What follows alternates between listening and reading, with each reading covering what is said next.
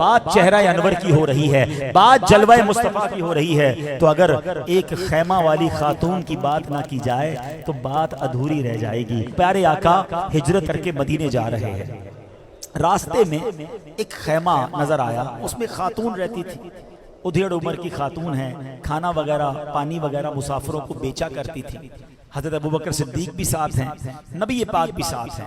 اور ہوا کیا، پیارے آقا علیہ السلام نے ان سے پوچھا کہ کھانے کو کچھ ہے؟ انہوں نے کہا نہیں حضور کھانے کو تو کچھ نہیں، وہ پہچانی بھی نہیں نبی پاک۔ تو آپ نے دیکھا کہ اس کے خیمے میں ایک بکری کھڑی ہے جس کے تھن بھی سوکھے ہوئے ہیں، بالکل لاغر سی بکری ہے۔ آپ نے فرمایا بکری سے دودھ نکال لو، کہا اس میں تو دودھ ہے ہی نہیں۔ نبی پاک نے فرمایا مجھے اجازت دیں تو میں نکال لوں۔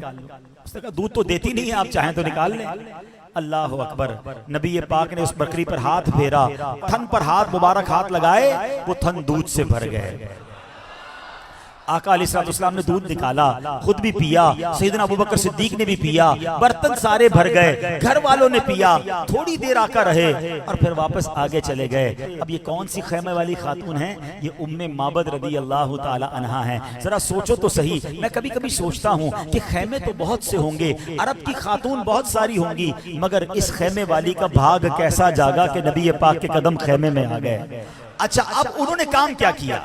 ان کے شوہر آئے، کہتے ہیں کہ یہ گھر کی حالت، خیمے کی حالت بڑی بدلی سی ہے، بکری بڑی تندرست ہے، دودھ کے برتن بھرے ہوئے ہیں، اے ام معبد یہ سب کیسے ہوا؟ ہماری بکری تو دودھ نہ دیتی تھی۔ کہا بس ایک مبارک چہرے والے آئے تھے، ان کو نام بھی نہیں پتا تھا، ایک مبارک آئے تھے، تھوڑی دیر بیٹھے، ہمارے بھاگ جگائے اور واپس چلے گئے۔ اچھا ام معبد یہ تو بتاؤ کہ وہ دکھتے کیسے تھے، ان کا سراپا کیسا تھا؟ اب ذرا غور کیجئے گا پیارے اسلامی بھائیوں، وہ خاتون نہ مفتیاں ہیں نہ عالمہ ہیں، بس نبی پاک کا سراپا بیان کر دیا، آقا کی شان بیان کی کہ وہ دکھتے کیسے تھے۔ اللہ کی قسم ایسے موتیوں جیسے الفاظ بیان کیے کہ ہر سیرت کی کتاب میں جب بھی نبی پاک کا حلیہ بیان کیا جاتا ہے، حضرت ام معبد رضی اللہ تعالی عنہا کے یہ الفاظ ضرور ذکر کیے جاتے ہیں۔ ان کا نام ایسا زندہ ہو گیا، آج 1400 سال گزر گئے ہیں، آج بھی ہم نورانی مسجد میں بیٹھ کر بی بی ام معبد کا ذکر کر رہے ہیں، کیونکہ پیارے آقا کی شان انہوں نے بیان کی۔ تو یہ شان ہے میرے آقا کی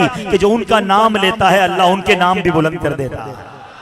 ان کے جو غلام ہو گئے، وقت کے امام ہو گئے، نام لیوا ان کے جو ہوئے، ان کے اونچے نام ہو گئے۔ اب ذرا سنو ام معبد نے نبی پاک کا ذکر کیسے کیا، الفاظ کیسے موتیوں والے۔ کہتی رأیت رجلا ظاہر الوداع، کہتی میں نے ایک ایسی ذات دیکھی ہے جن کا حسن بڑا نمایاں تھا۔ اب وہ کہتی ہیں لم تعبہ خجلا ولم تزری بہ سعلا، کہتی ہیں کہ وہ ان کی ذات میں نہ تو پیٹ بڑا ہونے کا عیب تھا، نہ ہی بالکل دبلا پتلا ہونے کا نقص تھا۔ پھر کہتی ہیں وسیم قسیم، اللہ اکبر، کہتی بڑے حسین تھے، انتہائی خوبصورت تھے۔ اب سنو کہتی بتاؤں ان کی آنکھیں کیسی تھی، فی عینیہ تعجب وفی اشفارہ وطفن، کہتی ہیں کہ ان کی آنکھیں بڑی خوبصورت تھی، سیاہ تھی اور پلکیں بڑی لمبی تھی، بہت خوبصورت پلکیں تھی۔ آگے سنو وہ کہتی وفی عنقہ سطفن، ان کی گردن بڑی چمکدار تھی۔ پھر کہتی وفی لحیتہ کثافہ،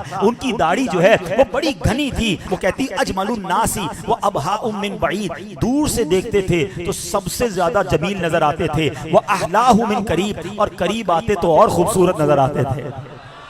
حلو المنطق، باتیں ایسی کرتے تھے جیسے موتی زبان سے جھڑ رہے ہو۔ فصل لا نظر ولا حذر، اللہ اکبر، کہتی ان کی الفاظ موتیوں کی طرح تھے۔ ان صمت فعلیہ الوقار، جب خاموش ہوتے تھے نا بہت وقار والے دکھتے تھے۔ وان تکلم سماء وعلاه البہاء، اور جب بات کرتے تھے تو بات ایسی کمال کی تھی، اتنی خوبصورت تھی کہ جب میرے آقا گفتگو فرماتے تو ان کی آواز میں ایک گونج تھی، ایک ایکو، عالم کہتے ہیں ایکو ساؤنڈ، نبی پاک کی آواز میں ایک ایکو ساؤنڈ تھا۔ اللہ اکبر، یہ حلیہ وہ بیان کرتی تھی اور دونوں میاں بیوی نبی پاک کی باتیں کرتے تھے۔ کچھ عرصے کے بعد مدینے آئے تو پتا چلا یہ تو اللہ کے آخری نبی ہیں، انہوں نے اسلام کی دعوت دینی ہے۔ آپ گئے اور کلمہ پڑھ کر میاں بیوی سرکار کے بارگاہ میں مسلمان ہو گئے۔